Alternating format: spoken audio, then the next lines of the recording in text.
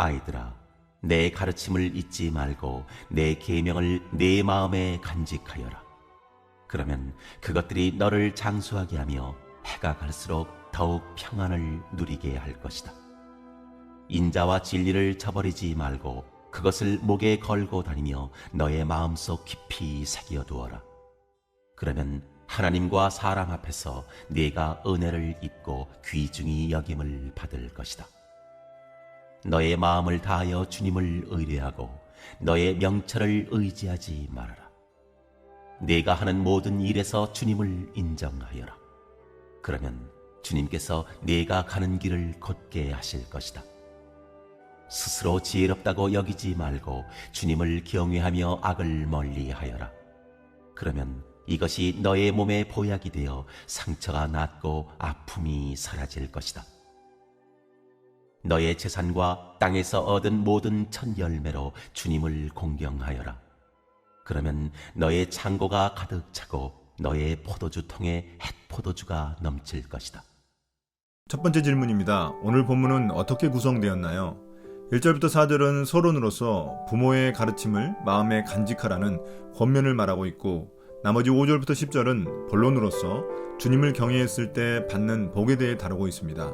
독특한 점은 모두 두 개의 행으로 구성되어 뭐뭐 해라, 뭐뭐 하지 말아라, 그러면 뭐뭐 할 것이다 형식을 취하고 있다는 점입니다. 1절부터 4절 또 9절부터 10절이 긍정형 명령이라면 5절부터 8절은 부정형 명령입니다. 이것은 율법에 대한 모세의 수사법을 따라한 것입니다. 구약성경 신명기에서 모세가 이집트를 탈출한 2세대를 가르친 장면을 연상시키고 있습니다. 이는 부모의 훈계를 마치 율법을 지키는 것처럼 무게감 있게 받아들이라는 의미입니다. 두 번째 질문입니다. 평안하게 오래 사는 비결은 무엇인가요? 오래 살더라도 평안하지 않으면 의미가 없습니다. 그래서 평안이 중요합니다. 평안은 히브리어로 샬롬인데 성경은 이를 하나님이 주시는 것이지 인간의 노력으로 이룰 수 있는 게 아니라고 말합니다.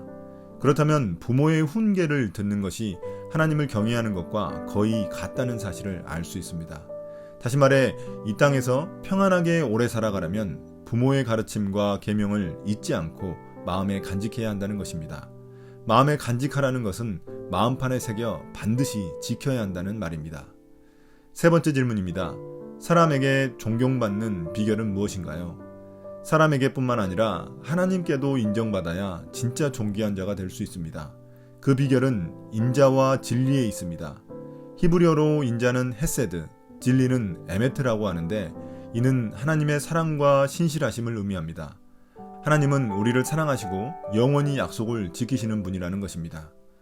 이런 하나님의 성품을 잊지 않고 목에 걸고 다니듯 항상 가까이 하고 마음에 깊이 새긴다면 우리도 이 성품을 닮아가게 됩니다. 그럴 때 하나님과 사람들에게 존귀함을 받을 수 있습니다. 사람들은 부자를 동경하지만 인자하고 진실한 사람은 존경합니다. 네 번째 질문입니다. 인생에서 실패하지 않는 비결은 무엇인가요? 먼저 자신의 명철을 의지하지 말아야 합니다. 본인의 부족함을 아는 사람이 하나님을 의지합니다. 특히 어려운 상황을 만날 때 자신의 능력이 아닌 주님을 의지하는 게 참 쉽지 않습니다. 그래서 6절에서 모든 일에 주님을 인정하는 것이 중요합니다. 여기서 주님을 인정한다는 것은 겸손히 자신의 한계를 알고 주님의 뜻에 집중하는 것을 말합니다.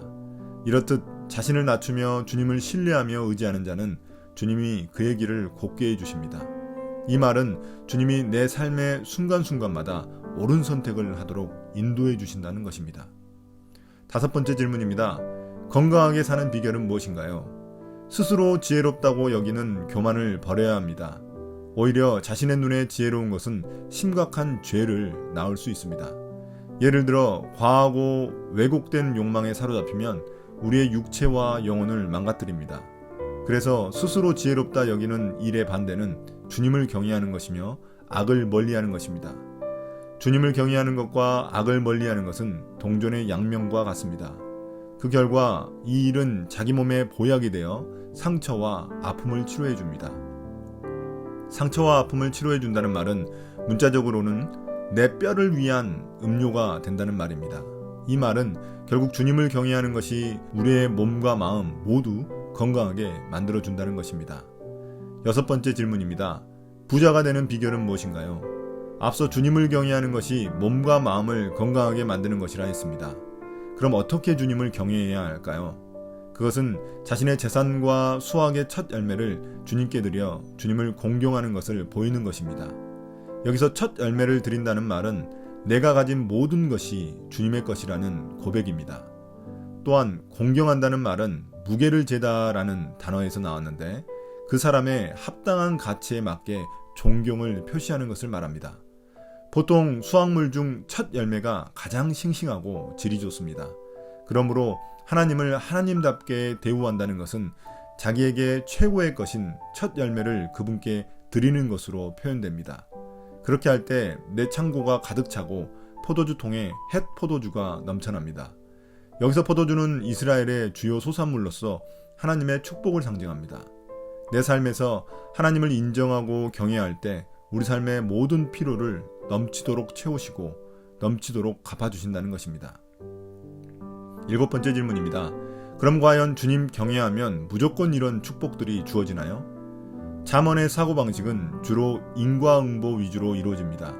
그러나 우리가 사는 세상이 이렇게 간단하지 않습니다. 주님을 경외한다고 반드시 건강하고 장수하고 사람들에게 존경을 받게 된다고 말할 수 없습니다. 그러므로 잠언이 말하고자 하는 지혜란 하나님의 창조 질서입니다.